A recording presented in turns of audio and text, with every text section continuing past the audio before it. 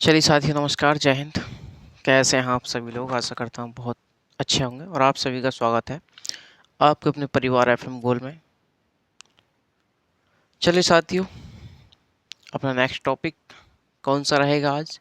आज हमारा अरस्तु का जो चैप्टर है वो समाप्त हो जाएगा। अरस्तु का चैप्टर आज हमारा समाप्त हो जाएगा और कल से हम लोग मैकियावली पर देखेंगे। मैकियावली पर हम लोग बात करेंगे कल से, लेकिन आज हम लोग बात करेंगे अरस्तु का जो लास्ट विचार है। कौन सा? अरस्तु का आदर्श राज्य पर विचार।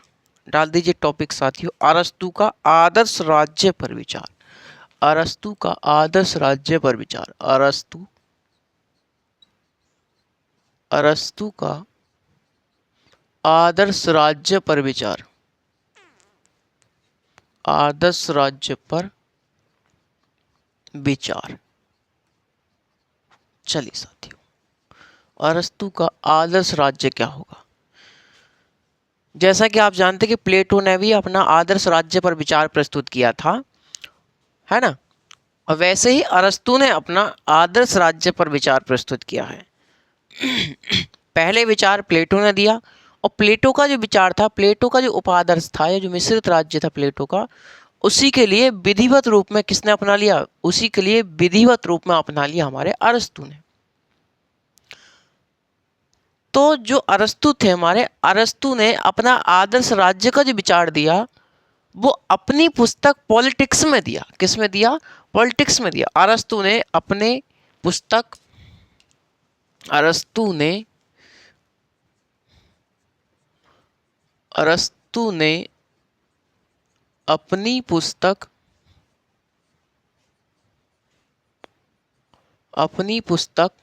पॉलिटिक्स पॉलिटिक्स में आदर्श राज्य का विचार दिया। आदर्श राज्य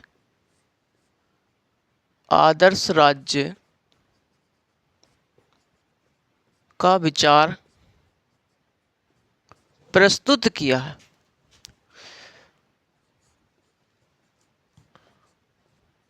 आदर्श राज्य का विचार प्रस्तुत किस पुस्तक में किया अरस्तु ने? तो पॉलिटिक्स नामक पुस्तक में अरस्तु ने अपना आदर्श राज्य का विचार व्यक्त किया या फिर प्रस्तुत किया। साथियों, अरस्तु ने अपना आदर्श राज्य का जो विचार अपनाया, अरस्तु ने अपना आदर्श राज्य का विचार प्लेटो का जो उपआदर्श था या जो मिश्रित राज्य था उसका विधिवत रूप ग्रहण किया है।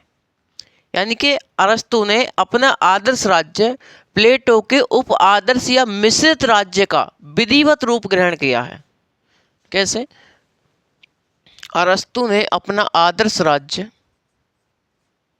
प्लेटो के उपआदर्श या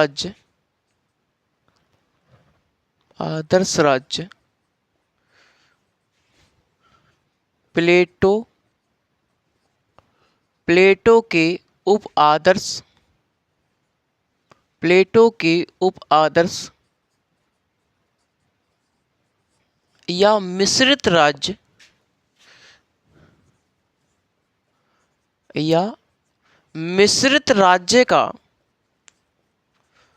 विधिवत रूप धारण किया है। यानी कि प्लेटो का जो उपआदर्श था या फिर प्लेटो का जो मिश्रित राज्य था उसका ही विधिवत रूप किसने ग्रहण कर लिया? उसका ही विधिवत रूप किसने ग्रहण किया? तो साथियों, हमारे अरस्तु ने ग्रहण किया।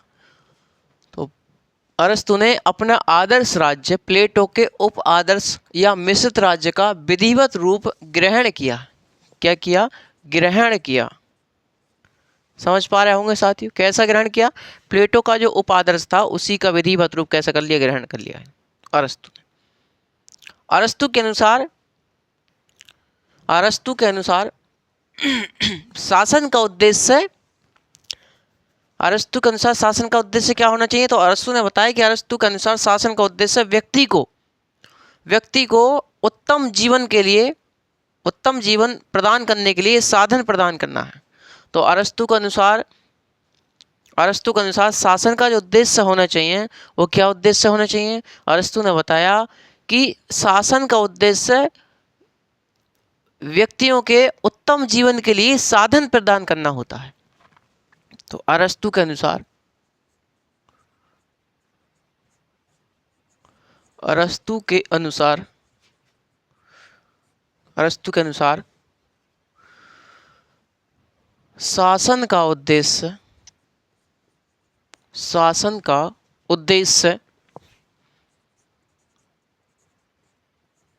अरस्तु के अनुसार शासन का उद्देश्य व्यक्तियों के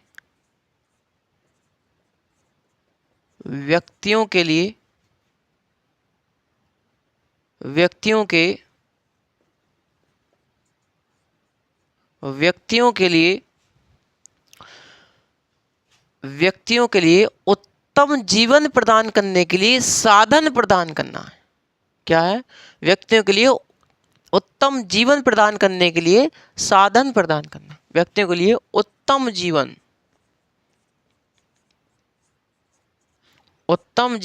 प्रदान करने हेतु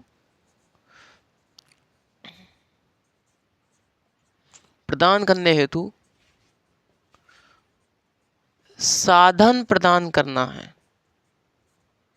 साधन प्रदान करना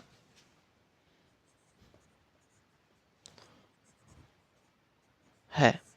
तो मैंने आपको बताया कि अरस्तु ने अपना आदर्श राज्य का जो विचार प्रस्तुत किया वो किस पुस्तक में किया? तो पॉलिटिक्स नामक पुस्तक में अरस्तु ने अपना आदर्श राज्य का विचार प्रस्तुत किया। अरस्तु ने अपना आदर्श राज्य प्लेटो के उप आदर्श या मिश्रित राज्य का ही विधिवत रूप ग्रहण किया है ना।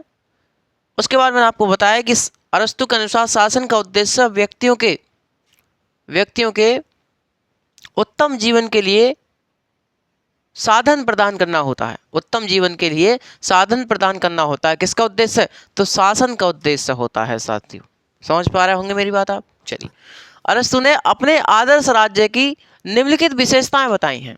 अरस्तु ने अपने आदर्श राज्य की तमाम विशेषताएं बताई। जैसे पहली आती है नैतिक विकास, यानी कि अरस्तु का जो राज्य होगा, जो आदर्श राज्य होगा, उसमें लोगों का कैसा होगा? उसमें लोगों का नैतिक विकास होगा। क्या होगा भैया? नैतिक विकास होगा। तो अरस्तु ने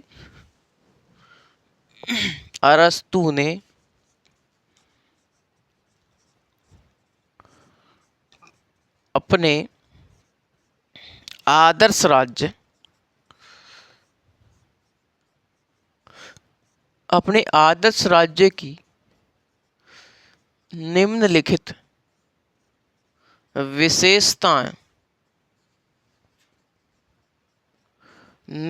विशेषताएं बताई।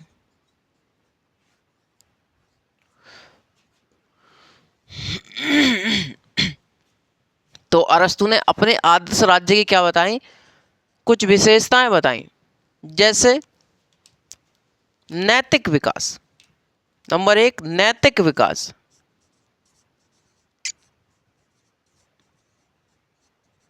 नंबर 1 क्या है? नैतिक विकास। क्या भैया? नैतिक विकास। अरस्तु के अनुसार अपने नागरिकों को नैतिक जीवन प्रदान करना है, यानी कि अरस्तु के अनुसार राज्य का उद्देश्य अपने लोगों के लिए नैतिक जीवन प्रदान करना होता है। अरस्तु के अनुसार राज्य का उद्देश्य अपने नागरिकों को नैतिक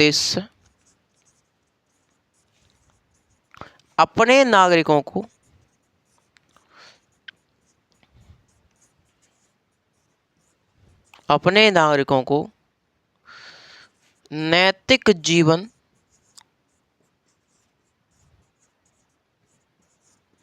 प्रदान करना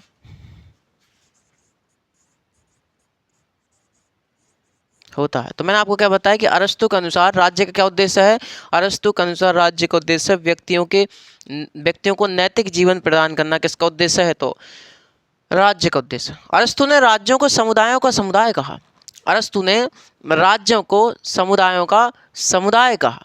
किसने कहा? अरस्तु ने राज्य को समुदायों का समुदाय कहा। अरस्तु के अनुसार समुदाय का उद्देश्य व्यक्तियों के नैतिक जीवन में सुधार लाना होता है। यानी कि अरस्तु ने राज्य को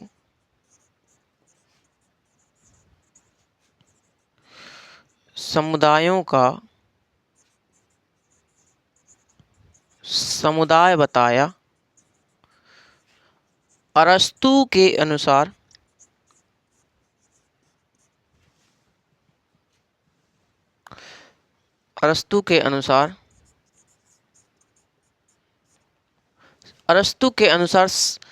समुदाय का उद्देश्य व्यक्तियों के नैतिक जीवन में सुधार लाना होता है। अरस्तु के अनुसार समुदाय का उद्देश्य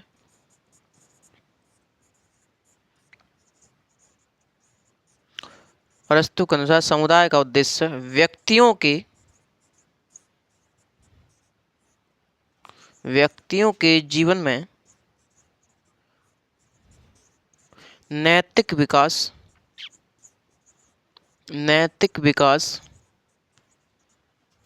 करना होता है।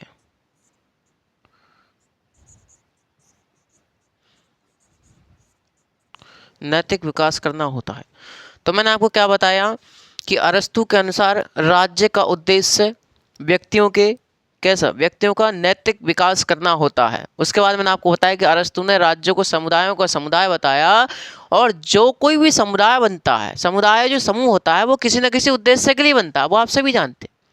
तो अरस्तु के अनुसार जो समुदाय का उद्देश्य होना चाहिए वो व्यक्तियों के नैतिक विकास को उत्पन्न करना होना चाहिए। यानी कि नैतिक विकास को उत्पन्न करना होना चाहिए, नैतिक विकास में सुधार लाना होना चाहिए। समझ पा रहे हो साथियों? इसका उद्देश्य किसका? समुदाय का उद्देश्य। उसके बाद अरस्तु ने संवैधानिक शासन व्यवस्था का समर्थन किया। कैसा? अरस्तु के अनुसार राज्य क्या है? राज्य एक संवैधानिक शासन व्यवस्था का समर्थन किया है राज्य के लिए। अरस्तु ने राज्य क्या बताया? संवैधानिक शासन व्यवस्था बताया। चलिए साथियों अगला डाल दीजिए, संवैधानिक शासन व्यवस्था। यानी कि अरस्तु के राज्य की दूसरी विशेषता क्या है? उसमें संवैधानिक शासन व्यवस्था आपको मिलेगी। संवैधानिक शासन व्यवस्था आपको मिलेगी।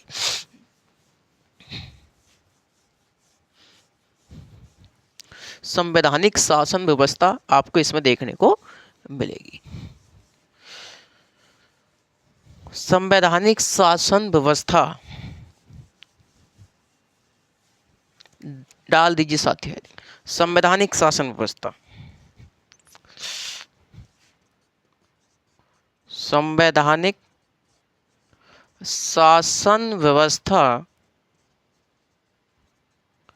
तो संवैधानिक शासन व्यवस्था का आप कहाँ मिलेगी? आपको अरस्तु के राज्य में आपको देखने को मिलेगी। जो अरस्तु का राज्य आदर्श राज्य पर विचार था, तो अरस्तु का आदर्श राज्य जो होगा उसमें आपको संवैधानिक शासन व्यवस्था देखने को मिलेगी।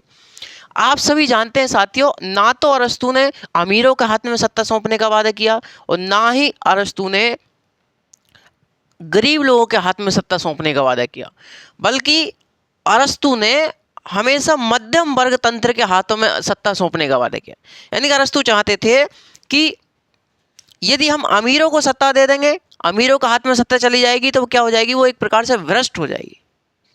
वो क्या हो जाएंगे? निरंकुश हो जाएंगे। यदि हम अमीरों के हाथ में सत्ता सौंपेंगे, वो क्या हो जाएंगे? वो निरंकुश हो जाएंगे। लेकिन यदि हम गरीबों का हाथ में सत्ता सौंपेंगे तो वो भ्रष्ट हो जाएंगे। क्या हो जाएंगे? वो भ्रष्ट हो जाएंगे। वो सबसे पहले अपना पेट भरेंगे। तो हमेशा अरस्तु ने जो सत्ता सौंपने का वादा किया वो मध्यम वर्ग में सौंपने का वादा किया। तो अरस्तु ने मध्यम वर्ग तंत्र को ही संवैधानिक शासन व्यवस्था की संज्ञा प्रदान करी है। चलिए साथियों लिखिएगा इसमें कि अरस्तु ने मध्यम वर्ग तंत्र या संवैधानिक शासन का समर्थन किया। अरस्तु ने मध्यम वर्ग तंत्र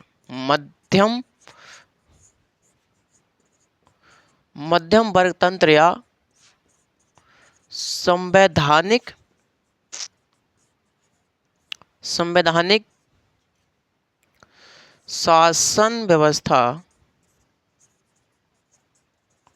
शासन व्यवस्था का समर्थन किया है।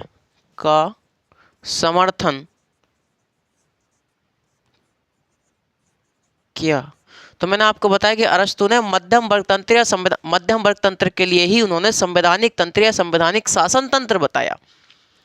तो अरस्तु ने हमेशा मध्यम वर्ग तंत्र या संवैधानिक शासन व्यवस्था में समर्थन किया है साथियों, संवैधानिक शासन व्यवस्था का समर्थन किया है। अरस्तु ने अपने आदर्श राज्य को मिश्रित राज्य की संज्ञा प्रदान करी। तो इसी मध्यम वर्ग तंत्र या संवैधानिक शासन व्यवस्था का जो तंत्र है, इसी के लिए अरस्तु ने मिश्रित राज्य की संज्ञा प्रदान करी, है ना। अरस्तु ने अपने आदर्श राज्य को मिश्रित राज्य की संज्ञा प्रदान करी, यानी कि अरस्तु ने अपने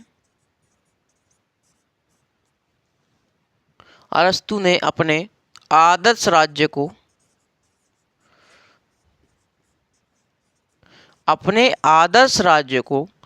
मिश्रित राज्य की संज्ञा प्रदान करी। कैसी? मिश्रित राज्य की संज्ञा प्रदान करी, मिश्रित राज्य की संज्ञा प्रदान करी।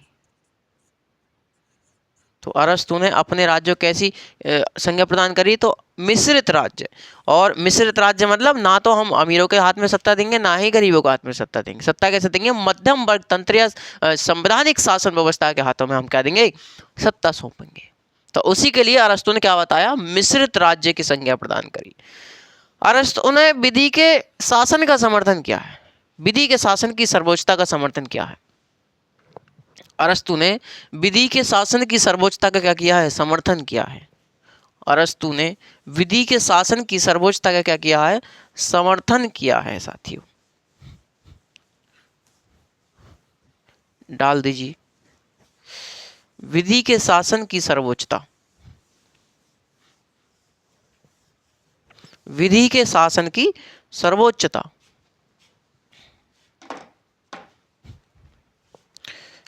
लिखिए, विधि के शासन की 3 नंबर हेडिंग, विधि के शासन की सर्वोच्चता, विधि के शासन की सर्वोच्चता। तो मैंने आपको क्या बताया कि अरस्तु ने विधि के शासन का क्या किया है? समर्थन किया है। विधि के शासन का क्या किया है? समर्थन किया है। अरस्तु ने विधि की सर्वोच्चता में अपना विश्वास व्यक्त किया। अरस्तु ने विधि की सर्वोच्चता यानी कि विधियों की सर्वोच्चता में अपना विश्वास व्यक्त किया साथियों, अपना विश्वास व्यक्त किया। और प्लेटो की पुस्तक लॉज का अरस्तु के ऊपर बहुत बड़ा प्रभाव पड़ा। माना जाता है कि साथियों, जिस समय प्लेटो अपनी लॉज पुस्तक लिख रहा था, उस समय अरस्तु वहीं पर खड़ा था, इसलिए विधि का सर्वाधिक जो प्रभाव पड़ा वो अरस्तु पर पड़ा साथियों। तो विधि की सर्वोच्चता में आपको क्या लिखना है कि अरस्तु ने विधि के शासन का समर्थन किया। अरस्तु ने विधि के शासन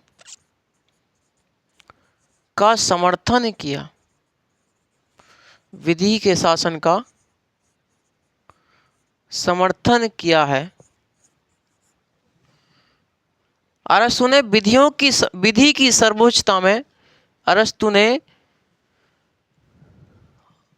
ने विधि की सर्वोच्चता, अरस्तु ने विधियों की सर्वोच्चता, विधियों की सर्वोच्चता में अपना विश्वास व्यक्त किया, अपना विश्वास व्यक्त किया है।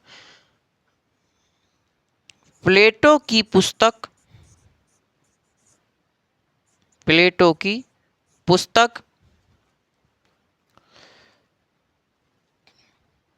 लॉज, प्लेटो की पुस्तक लॉज का अरस्तु के ऊपर गहरा प्रभाव पड़ा, गहरा प्रभाव पड़ा है, तो गहरा प्रभाव पड़ा। तो अरस्तु ने विधि के शासन का समर्थन किया है और अरस्तु ने विधियों की सर्वोच्चता में अपना विश्वास व्यक्त किया है। और साथियों जो प्लेटो की पुस्तक थी लॉज, उसका अरस्तु के ऊपर गहरा प्रभाव पड़ा। माना जाता है कि मैंने आपको बताया कि जिस समय प्लेटो अपनी पुस्तक लॉज लिख रहा था उस समय अरस्तु जो था वो उसी के पास खड़ा था, क्योंकि जो प्लेटो का शिष्य था कौन, अरस्तु। अरस्तु के गुरु कौन थे, तो प्लेटो थे, तो इसलिए प्लेटो के पास जो था वो खड़ा था अरस्तु, इसलिए लॉज नामक पुस्तक का अपने उसके ऊपर प्रभाव पड़ा। इसका मतलब प्लेटो ने लॉज नामक पुस्तक में विधि के शासन का समर्थन किया होगा साथियों। तो जी हाँ, स्टेटमेंट और लॉज नामक पुस्तक में प्लेटो ने विधि के शासन का समर्थन किया है, और स्टेटमेंट में प्लेटो ने राज्य का वर्गीकरण किया है और विधि के शासन का समर्थन किया है लॉज नामक पुस्तक में, है ना साथियों। ये जो लॉज नामक पुस्तक थी प्लेटो ने अपने अंतिम समय में लिखी थी। ये जो लॉज नामक पुस्तक थी प्लेटो ने अपने अंतिम समय में लिखी थी, इसलिए इसका प्रभाव अरस्तु के ऊपर गहरा प्रभाव पड़ा इसका। चलिए साथियों, अगला, अरस्तु के अनुसार एक आदर्श राज्य की जनसंख्या कितनी होनी चाहिए। अरस्तु के अनुसार एक आदर्श राज्य की जनसंख्या कितनी होनी चाहिए वो देखते हैं। चलिए जरा मैं ऊपर लिख दूं। तो देखिए अब हम देखेंगे कि अरस्तु के अनुसार एक आदर्श राज्य की जनसंख्या कितनी होनी चाहिए। जनसंख्या कितनी बताई अरस्तु ने। साथियों आज हमारा अरस्तु का जो चैप्टर है वो खत्म हो जाएगा, मतलब समाप्त हो जाएगा। कल से हमारा मैकियावेली चलेगा। मैकियावेली आधुनिक राजनीतिक विचारक, आधुनिक राजनीतिक विचारक मैकियावेली, यानी कि मैकियावेली को प्रथम आधुनिक राजनीतिक विचारक भी कहा जाता है और इसे व्यवहारवाद का जनक भी कहा जाता है। किसको, मैकियावेली को। चलिए तो अरस्तु के अनुसार एक आदर्श राज्य की जनसंख्या कितनी होनी चाहिए साथियों। जनसंख्या, अरस्तु के अनुसार जनसंख्या कितनी होनी चाहिए एक आदर्श राज्य की जनसंख्या। तो अरस्तु ने बताया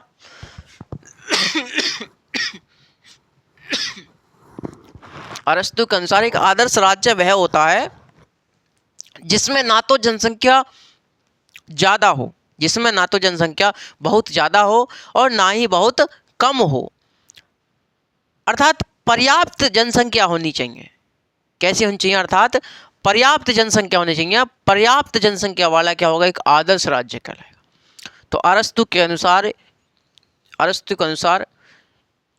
एक आदर्श राज्य वह होता है जिसमें ना तो जनसंख्या बहुत अधिक हो और ना ही जनसंख्या बहुत कम हो, अर्थात पर्याप्त जनसंख्या का समर्थन अरस्तु ने किया। तो अरस्तु के अनुसार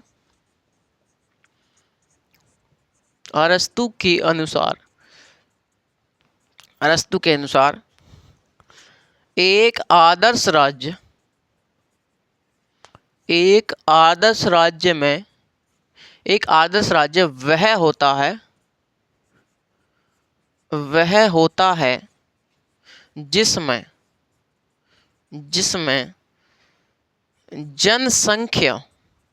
जिसमें जनसंख्या ना तो बहुत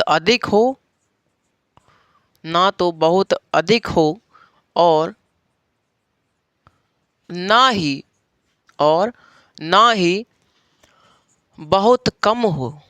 बहुत कम हो, अर्थात अरस्तु ने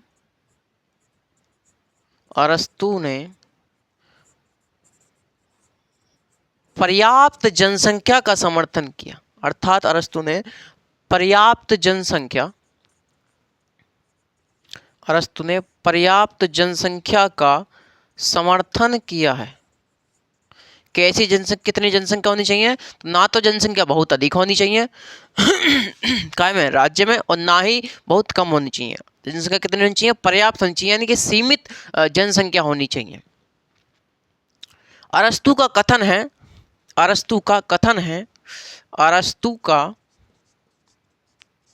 अरस्तु का कथन है, अरस्तु का कथन है कि राज्य में जन्म ले लेने से, राज्य में जन्म ले लेने से या राज्य में निवास करने से कोई नागरिक नहीं हो जाता, कोई नागरिक नहीं हो जाता, बल्कि नागरिक होने के लिए राज्य के राजकीय और न्यायिक कार्यों में भाग लेना होता है, और भाग लेना होता है। अरस्तु ने बताया कि अरस्तु का कथन है कि राज्य में जन्म ले लेने से या राज्य में निवास करने से कोई नागरिक नहीं बन जाता, बल्कि नागरिक बनने के लिए, बल्कि नागरिक बनने के लिए राजकीय और न्यायिक कार्यों में भाग लेना होता है, भाग लेना होता है। चलिए लिखिए, अरस्तु अरस्तु अरस्तु ने बताया अपने कथन में, क्या बताया कि राज्य में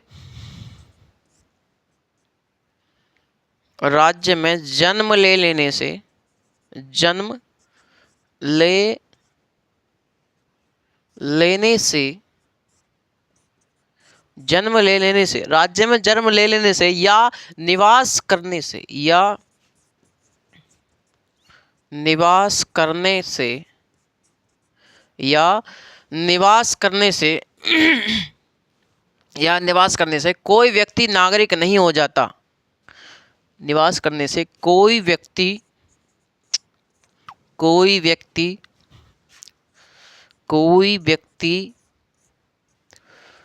नागरिक नहीं हो जाता, नागरिक नहीं हो जाता, बल्कि नागरिक बनने के लिए, नागरिक बनने के लिए राज्य के राजकीय और न्यायिक कार्यों में भाग लेना होता है, भाग लेना होता है, भाग लेना होता है।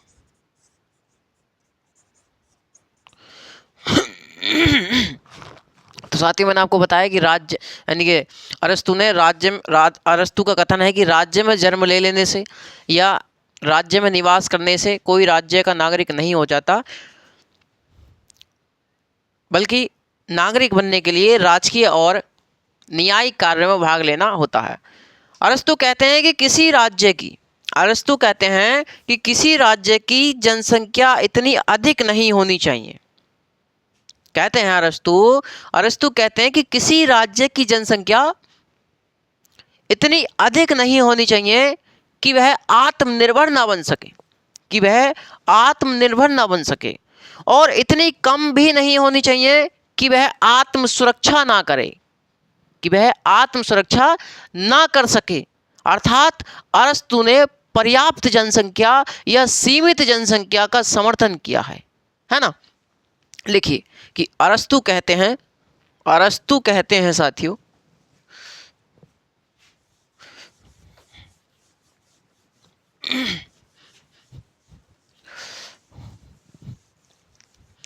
लिखिए साथियों, अरस्तु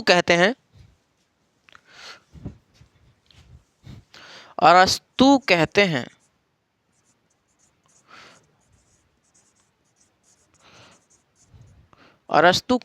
हैं कि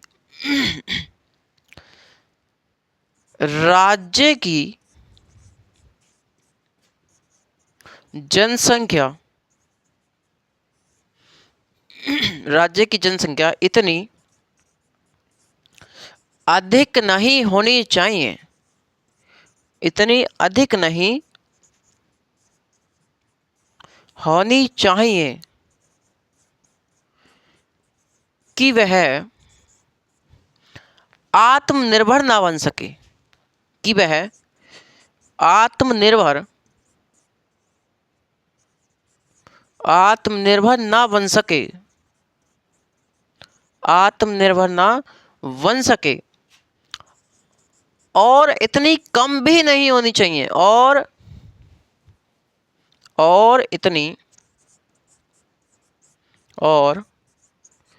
इतनी कम भी नहीं होनी चाहिए, नहीं होनी चाहिए कि वह आत्म सुरक्षा ना कर सके। कैसी सुरक्षा? कि वह आत्म सुरक्षा, कि वह आत्म सुरक्षा न कर सके, न कर सके, न कर सके। अर्थात अरस्तू ने एक आदर्श राज्य के लिए, एक आदर्श राज्य के लिए, एक आदर्श राज्य के लिए पर्याप्त जनसंख्या, पर्याप्त जनसंख्या, पर्याप्त जनसंख्या या सीमित जनसंख्या, या सीमित जनसंख्या, या फिर सीमित जनसंख्या का समर्थन किया है, समर्थन किया है। तो मैंने आपको क्या बताया, अरस्तु कहते हैं कि राज्य की जनसंख्या इतनी अधिक नहीं होनी चाहिए कि वह आत्मनिर्भर ना बन सके, और इतनी कम भी नहीं होनी चाहिए कि वह आत्म सुरक्षा ना कर सके। अर्थात अरस्तु ने एक आदर्श राज्य होने के लिए पर्याप्त जनसंख्या या फिर सीमित जनसंख्या का समर्थन किया है साथियों। ये था हमारा अरस्तु के आदर्श राज्य पर विचार, अरस्तु के आदर्श राज्य पर विचार। मैंने आपको साथियों अरस्तु के आदर्श राज्य पर विचार में पहले मैंने आपको बताया कि अरस्तु ने अपनी, मैं आपको 2 मिनट में बता दूं, रिवीजन करा दूं कि अरस्तु ने अपनी पुस्तक पॉलिटिक्स में एक आदर्श राज्य का विचार प्रस्तुत किया है, आदर्श राज्य का विचार प्रस्तुत किया है। अरस्तु ने अपना आदर्श राज्य प्लेटो के उप आदर्श या मिश्रित राज्य का ही एक विधिवत रूप ग्रहण किया है, विधिवत रूप ग्रहण किया है। आप लिख रहे होंगे, ऊपर से पढ़ते चलिए, एक बार रिवीजन आपका हो जाएगा। तो अरस्तु ने प्लेटो के आदर्श उपादर्श या फिर मिश्रित राज्य का ही विधिवत रूप ग्रहण किया है।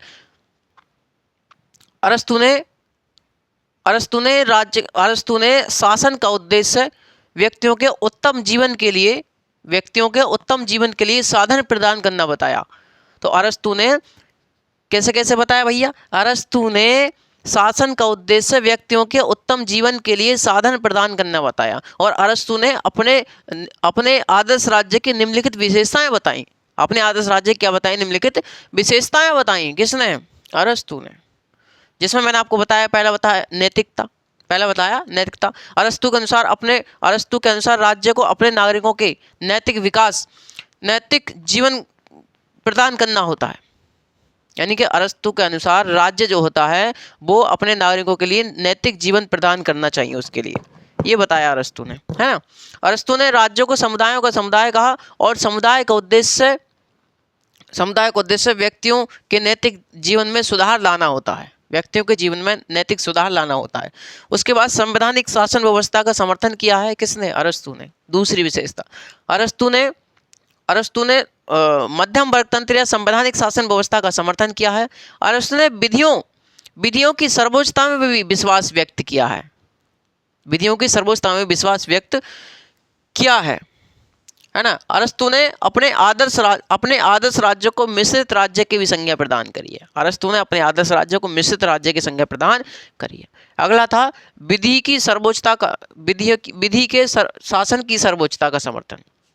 तो अरस्तु ने विधि के शासन का समर्थन किया है, और अरस्तु ने विधियों की सर्वोच्चता का भी समर्थन किया है, विधियों की सर्वोच्चता का भी समर्थन किया है। तो प्लेटो की जो पुस्तक थी लॉज, उसका अरस्तु के ऊपर गहरा प्रभाव पड़ा था। अरस्तु के अनुसार जनसंख्या कितनी होनी चाहिए एक राज्य में? तो अरस्तु ने बताया, अरस्तु कहते हैं कि किसी राज्य में जनसंख्या इतनी अधिक नहीं होनी चाहिए, जनसंख्या इतनी अधिक नहीं होनी चाहिए कि वह आत्मनिर्भर ना बन सके, और इतनी कम भी ना होनी चाहिए जो वह आत्म सुरक्षा ना करे। अर्थात अरस्तु ने पर्याप्त जनसंख्या पर्याप्त जनसंख्या या फिर सीमित जनसंख्या का समर्थन किया है। पर्याप्त जनसंख्या या फिर सीमित जनसंख्या का समर्थन किया है। अरस्तु का कथन है कि राज्य में जन्म ले लेने से या फिर राज्य में निवास कर लेने से कोई राज्य का नागरिक नहीं बन जाता, बल्कि नागरिक बनने के लिए राज्य के राजकीय और न्यायिक कार्यों में भाग लेना पड़ता है। ये सभी बातें हमारी अरस्तु ने अपने आदर्श राज्य के विचार में बताई। तो आदर्श राज्य कैसा होना चाहिए अरस्तु का, हमने निम्नलिखित विशेषताएं आपको बताई। तो अरस्तु अपने आदर्श राज्य में निम्नलिखित विशेषताएं बताते हैं। चलिए साथियों, आज के लिए मैं आपसे यहीं विदा चाहता हूं, और आगे मिलते हैं नेक्स्ट सेशन में मैकियावेली के साथ। तो हम पढ़ेंगे कल मैकियावेली मैकियावेली देखेंगे। मैकियावेली पहले जीवन परिचय देखेंगे, उसके बाद राज्य पर विचार, मानव स्वभाव पर विचार। अरे मैकियावेली ने ही कहा है कि मानव एक धूर्त एवं मक्कार प्राणी है। मानव धूर्त एवं मक्कार प्राणी है, और वह अपने पिता की मृत्यु के गम को भूल सकता है, लेकिन पिता के द्वारा दिए गए धन को कभी नहीं भूल सकता। किसने कहा? तो मैकियावेली ने कहा। अर्थात कहा जाए तो मैकियावेली ने मानव स्वभाव कैसा बताया? तो धूर्त एवं मक्कार बताया। चलिए साथियों, मैकियावेली के साथ मिलते हैं कल। उसके मैकियावेली के बाद हॉब्स, लॉक, रूसो, जे.एस. मिल, ये सभी विचारक हमारे आएंगे। चलिए साथियों, बने रहिए FM गोल्ड परिवार के साथ, खुश रहिए, मस्त रहिए। धन्यवाद, नमस्कार।